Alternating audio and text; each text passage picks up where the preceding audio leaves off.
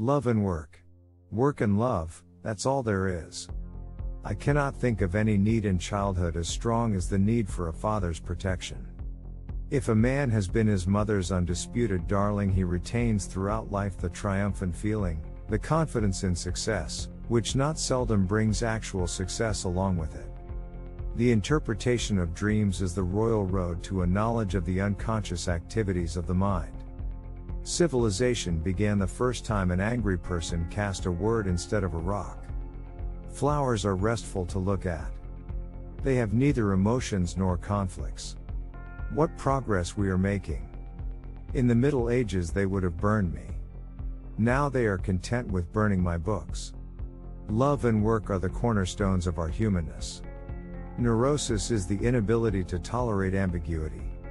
Everywhere I go I find that a poet has been there before me.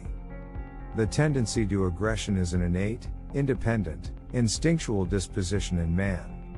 It constitutes the powerful obstacle to culture. Every normal person, in fact, is only normal on the average. His ego approximates to that of the psychotic in some part or other and to a greater or lesser extent. One is very crazy when in love. What we call happiness in the strictest sense comes from the, preferably sudden, satisfaction of needs which have been dammed up to a high degree. The doctor should be opaque to his patients and, like a mirror, should show them nothing but what is shown to him. Man has, as it were, become a kind of prosthetic god. When he puts on all his auxiliary organs, he is truly magnificent, but those organs have not grown on him and they still give him much trouble at times. Just as no one can be forced into belief, so no one can be forced into unbelief. Most people do not really want freedom, because freedom involves responsibility, and most people are frightened of responsibility. The goal of all life is death. I have found little that is good about human beings on the whole. In my experience, most of them are trash, no matter whether they publicly subscribe to this or that ethical doctrine or to none at all. That is something that you cannot say aloud, or perhaps even think. The mind is like an iceberg, it floats with 1/7 of its bulk above water. The voice of the intellect is a soft one, but it does not rest until it has gained a hearing. The first human who hurled an insult instead of a stone was the founder of civilization. A civilization which leaves so large a number of its participants unsatisfied and drives them into revolt neither has nor deserves the prospect of a lasting existence. Men are strong so long as they represent a strong idea, they become powerless when they oppose it.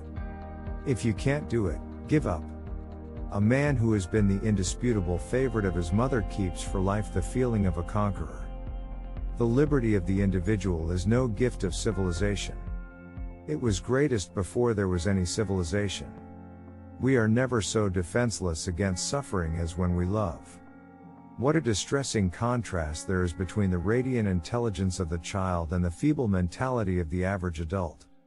Opposition is not necessarily enmity, it is merely misused and made an occasion for enmity. Analogies, it is true, decide nothing, but they can make one feel more at home. Yes, America is gigantic, but a gigantic mistake. Anatomy is destiny. Whoever loves becomes humble. Those who love have, so to speak, pawned a part of their narcissism. The first requisite of civilization is that of justice. Being entirely honest with oneself is a good exercise. If youth knew, if age could. The great question that has never been answered, and which I have not yet been able to answer, despite my 30 years of research into the feminine soul, is what does a woman want? He that has eyes to see and ears to hear may convince himself that no mortal can keep a secret.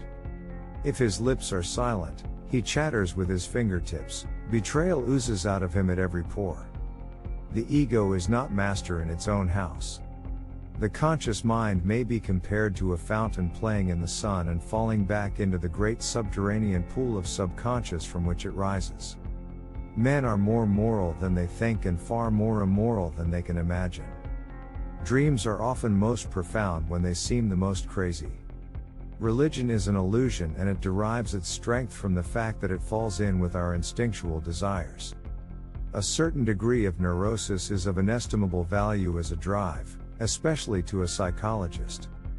The psychoanalysis of neurotics has taught us to recognize the intimate connection between wetting the bed and the character trait of ambition. Sometimes a cigar is just a cigar. A man should not strive to eliminate his complexes but to get into accord with them. They are legitimately what directs his conduct in the world. Sadism is all right in its place, but it should be directed to proper ends. The goal towards which the pleasure principle impels us, of becoming happy, is not attainable, yet we may not, nay, cannot, give up the efforts to come nearer to realization of it by some means or other.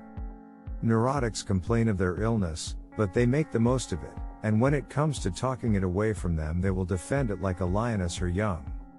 America is the most grandiose experiment the world has seen, but, I am afraid, it is not going to be a success.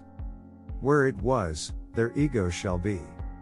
The act of birth is the first experience of anxiety, and thus the source and prototype of the affect of anxiety. Obviously one must hold oneself responsible for the evil impulses of one's dreams. In what other way can one deal with them? Unless the content of the dream rightly understood is inspired by alien spirits, it is part of my own being. America is a mistake, a giant mistake. Civilized society is perpetually menaced with disintegration through this primary hostility of men towards one another. Incidentally, why was it that none of all the pious ever discovered psychoanalysis? Why did it have to wait for a completely godless Jew?